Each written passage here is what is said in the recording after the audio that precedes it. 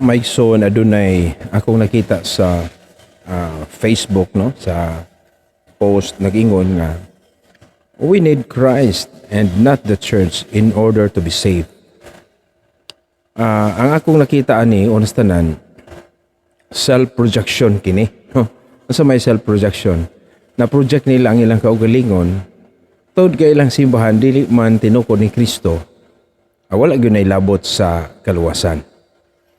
Ang tinuod mga igsoon nga si Kristo ang iyang simbahan dili gyud na magkabulag.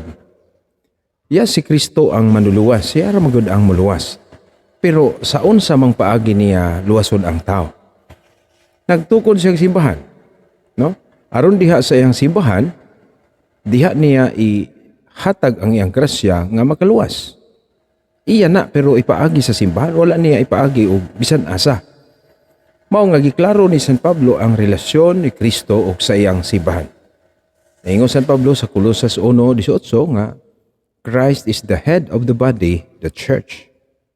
Sa ato pa, ang Kristo nimo nga imong ibulag og simbahan, Kristo nga walay lawas. Mao ni bantayan sa atong panahon maigsoon kay ila magong idamay kita, no? Idamay nila ang ilang simbahan nga wala hatagi ni Kristo sa mga grasya alang sa kaluwasan, no? Si Kristo tinuod gihatag niya ang kaluwasan pero usa sa dakong paagi niya makaingon ta mas siguro nga paagi is through the church. That's why si Kristo sa iyang pagtukod sa simbahan ingon siya, "You are Peter, and upon this rock I will build my church, and even the gates of hell shall not prevail against it." So, asa ta mas ligon nga dili ta mahiadto sa impyerno? Through the church, even the gates of hell shall not prevail against it. So therefore, if you are outside this church founded by Christ, delikado ka o mapildi ka sa impyerno o sa kamatayon. Giklaro ni San Pablo sa Efeso 5:23 ang close relationship between Christ and His church. Gisusama niya sa bana o asawa. Ingon nga ang bana mo'y ulo sa asawa, si Kristo usab ang ulo sa iyang simbahan ug siya ang manluwas sa simbahan nga mo'y ang lawas. So, mo ni wa masabti naning mga nagpost ani. Mo na magbantay ta maigsoon. Kay kini sila tinuod yun na para nila. Tinuod yun nga ang ilang gikinahanglan si Kristo ra ug dili ang simbahan nga ila nga tinukod lang og tao.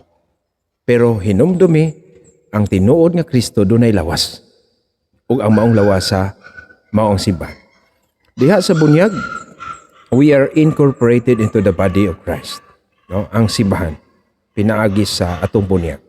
Mao nga mga igsoon kining maong mga panghuna-huna nini nagpaila sila nga magtutudlo. Klaro nga tipas kinis kamatuoran. Si Kristo nagtukod og simbahan. Busa kita magpasakop niini. Unsay tumong niya nga nagtukod sa simbahan? Aron diha niya hiusahon ang tanang mga linwas. Mao na eksakto nga pagpasabot nato. You cannot have a Christ without a true church.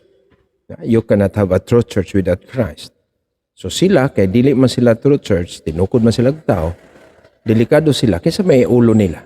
Nga si San Pablo, nag-ingon man, si Kristo maong ulo sa simbahan nga mao ang lawas. Therefore, ang simbahan di ay maigsuon instrumentally mao ay pamaagi ni Kristo aron kita maluwas. Hinaot unta nga nasabtan.